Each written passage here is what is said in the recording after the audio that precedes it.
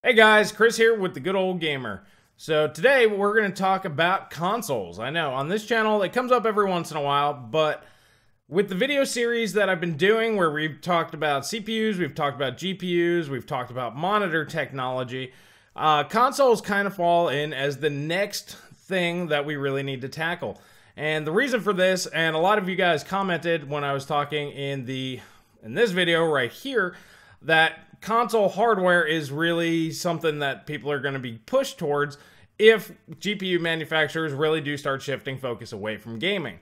And that's possibly true, because if you think about it, consoles are really the only pieces of technology that are designed specifically for gaming in mind. So I know a lot of the PCMR out there is going to be freaking out, and they're going to be like, oh no, consoles suck. Well, they're limited, yes, but in all honesty, they're not really sucking it up as bad as you think. Now, with Xbox One X, this is really becoming apparent. The biggest feature that this is going to be supporting is the adaptive sync technology. So it does support FreeSync. Next year sometime, and you guys mentioned in this video right here, there's plenty of comments about HDMI 2.1. where adaptive sync, FreeSync, will become a standard as part of HDMI 2.1. And let's take a look at consoles and what the real drawbacks from consoles are, and how this technology can eliminate pretty much the biggest one. And the biggest thing that PC gamers do not like about consoles is the input latency. Now, this is something that's inherent because most games use some sort of VSync option, and you have a wireless controller, and there are a lot of factors built into this.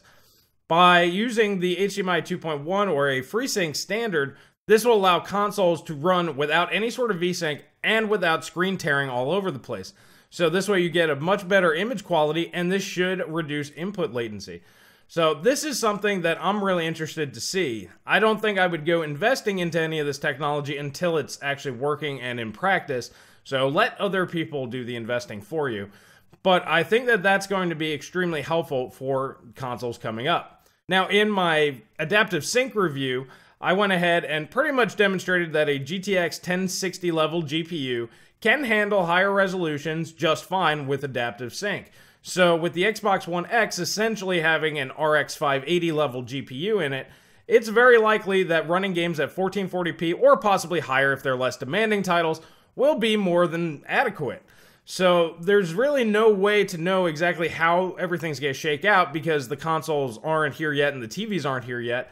But it looks like things are moving forward and in the right direction. The other big gripe is games don't run at 60 frames per second. Now this is something I believe this generation of consoles really missed out on.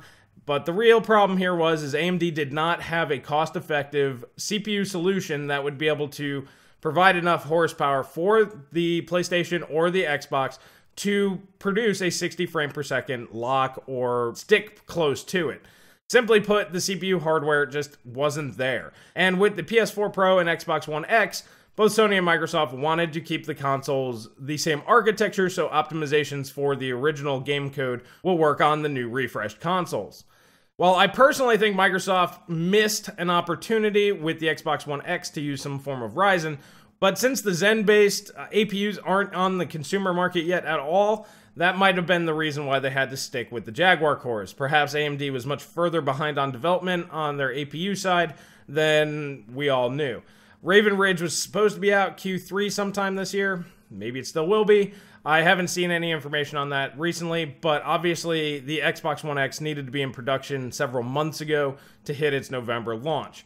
However, moving forward, PS5 and Xbox One XYZ, or whatever they feel like calling it, that will likely have some form of Zen-based architecture CPU in there. First off, it'll scale up very nicely from the Jaguar cores, so optimizations really won't matter because the CPU could just brute force performance well beyond anything that Jaguar could handle. And in a few years when those consoles come out, obviously Zen 2 and maybe even Zen 3 will be out, or at least in production or ready to be produced. So both manufacturers can pretty much just pick and choose which one that they want to go with. Obviously we already have the Ryzen 1700s at 65 watts TDP. You know, with a 7nm drop, that should be able to cut that in half, somewhere between 35-ish watts, somewhere in that neighborhood. That would be very, very good for a console because that draws low enough power to where they can pop it in there with a reasonable cooler, and obviously the die size will also be cut in half basically, and that'll cut down on production costs. Also, I would assume that Microsoft and Sony will want to wait until the new Navi architecture, the scalable architecture, comes out. Now, I went ahead and put my predictions on how Navi's going to go here in the near future, but honestly, at the end of the day, AMD's going to do whatever AMD's going to do, so we don't really know. But it would make sense that if they're building very small die, and you can just kind of pick however many you want for the performance that you want, this would be a great option for the console manufacturers. So if Microsoft basically just wants 4 die and Sony wants 5 or whatever, they can just try to one-up each other and squeeze as many on there as they can that their cooling can handle. And this will allow them to hit price points and price targets that they want to. Honestly, moving forward, the consoles are going to become even more palatable. Now, the only thing that PC will always have over consoles is the availability of different inputs. You can use your joysticks, you can use wheels, you can use keyboard mouse, you can use pretty much any controller you want.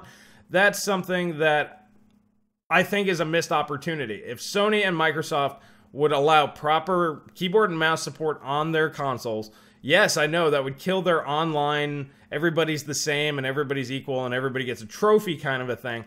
But I do believe that if they did allow for that, that would really help them steal away a lot of people that are getting a little fed up with the PC market, especially with things like, RX Vega coming out, and then supposedly it's $100 more the next day, and then with miners and everybody else buying them up, now it's $200 or $300 more, but you could buy a bundle with shit that you don't want, and, or with NVIDIA, kind of the same thing. Hey, your $599 GTX 1080, oh, it's $699 or $725 or something like that. I remember the MSI card on launch day when the OEM cards came out, and I was like, what the hell, it's over $700. So if you're getting a little fed up with that, the consoles are finally starting to implement technology that I believe will be useful and will make them more compelling products here in the near future. Okay, so now let's talk about the mid-generation refresh. I think I've talked about it once or twice on here, but this is something a lot of people have been freaking out about because they're like, oh man, somebody's going to have to make a game that's just for the Xbox One X or just for the PS4 Pro. It's so much more powerful, and that day will eventually happen. I honestly don't think so. I'm pretty sure that Sony and Microsoft are just going to push those consoles to the side as soon as the next generation of consoles come out. And I don't believe it's going to be any more than about 3 years after this mid-generation refresh. So we're looking at 2 years from now because Sony launched last year. So I figure somewhere in 2019, and Microsoft will then launch in about 2017. Reason for that is both Zen 2 and Navi should be out and available at those particular points, and they can go ahead and put whatever pieces of technology that they want into these new consoles at a much better price. 7nm is going to lower the cost on a lot of things, and it makes sense for both companies to try to take advantage of that. Now already guys, consoles, hardware, PC, whatever, none of it really matters without games. And here in a few days, Joe and I are going to go ahead and talk about games and gaming and where the market is, where we think it needs to be, and our hopes for the future. Until then guys, if you like this kind of video, please hit that like button. Please subscribe, please share with friends, that really helps us out. And if you'd like to help support us even further, you can go ahead and join us on Patreon. For as little as $1 a month, that really helps us get tech on hands, and this way we can make higher quality content for you. I will catch you guys in the next video.